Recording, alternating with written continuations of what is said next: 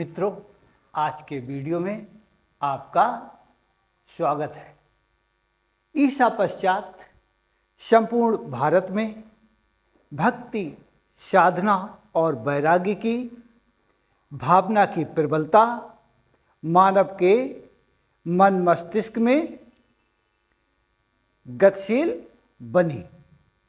फिर तो भारत के मानव काम के प्रति विमुख होता ही चला गया। मानव के इस आचरण पर भारत के राज्यों के राजाओं और उनके मंत्रियों को भारी चिंता हुई। राजाओं ने अपने अपने मंत्रियों से विशेष विचार विमर्श करने का आग्रह किया। तब निर्णय में आया कि मंदिरों के बाह्य दर्शन में अनुपम और अनुपम काम कलाएं वर्णित मंदिरों को भारत के राज्यों में निर्माण किया जाए, जिससे मानव में संचित रखने की वृत्ति पूर्ववत बनी रहे। परंतु अभी तो मानव में त्याग ही त्याग की भावना की प्रबलता चरम पर है।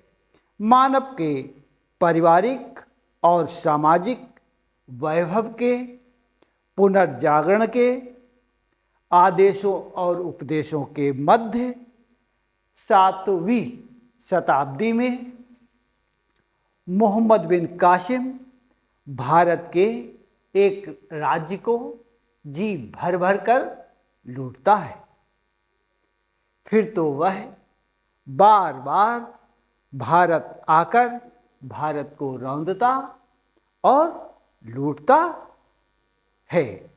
महमूद गजनबी, मोहम्मद शहाबुद्दीन गौरी, कुतुबुद्दीन ऐबक, इल्तुमिश, वलवन, अलाउद्दीन खिलजी, गयासुद्दीन, फिरोज शाह तुगलक, सिकंदर लोदी, बाबर अकबर और औरंगजेब आदि सभी आक्रांताओं और शासकों के नाम संभव नहीं है। मित्रों,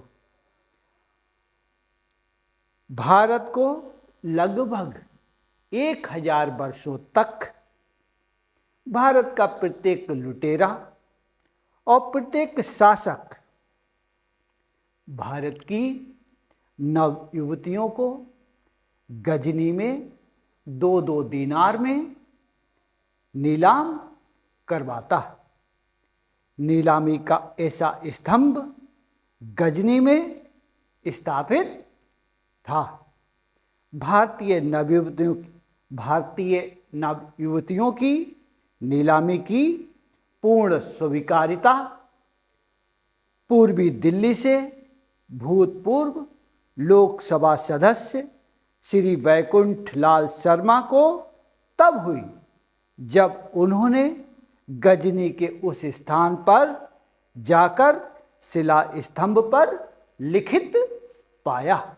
गजनी में भारतीय युवतियों की 2-2 दीनार में नीलामी से भारतीय युवतियां विश्व के अनेक देशों में भेज दी गईं, जहां उनके स्वाभिमान को निर्ममता से तार तार किया गया।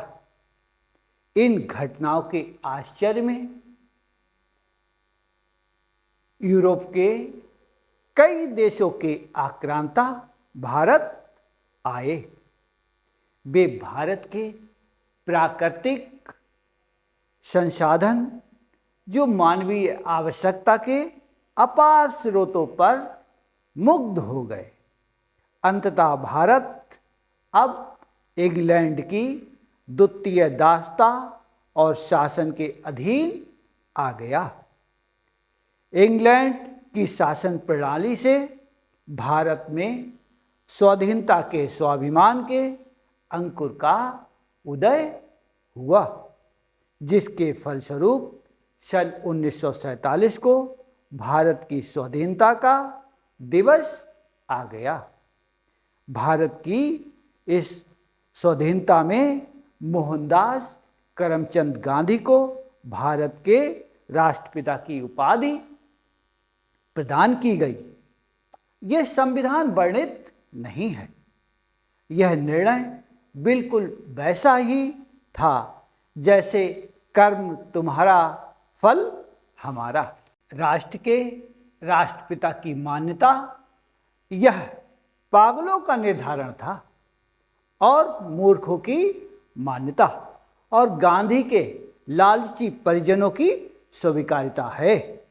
अन्यथा उनके परिजन क्यों नहीं कहते कि मोहनदास करमचंद गांधी कोई श्रेष्ठ व्यक्ति तो हो सकते हैं लेकिन राष्ट्रपिता नहीं हो सकते। राष्ट्रपिता की यह उपाधि उनके लिए उचित नहीं है। जैसे एक समाजधारक का कुलवंश और एक संन्यास धारक का शिष्य कुलवंश के मृत्यु संस्कार में अंतर उचित नहीं है। अनावश्यक मान्यता के स्वरूप में 1000 वर्षों वाला निर्ममता से स्वाभिमान को तार तार करने का फिर व्यवहार निहित है। यह वर्तमान से स्पष्ट है, राजनेताओं की राजनीति से नहीं। वर्शिप एक्ट 1991 के अनुसार 1947 के समय की अवधि की स्थितियों की दशाओं को बनाए रखना है। सर्वोच्च न्यायालय के मुख्य न्यायाधीश श्री के.जी. बालाकृष्णन जी ने अपनी सेवा अवधि में स्पष्ट किया कि न्यायालय की स्वस्थ आलोचना हो सकती है, अर्थात साक्ष्य कार्रवाई में अमल अवश्य लाए जाएंगे। परिस्थितियों का भय नहीं है। जय जय हे धन घन।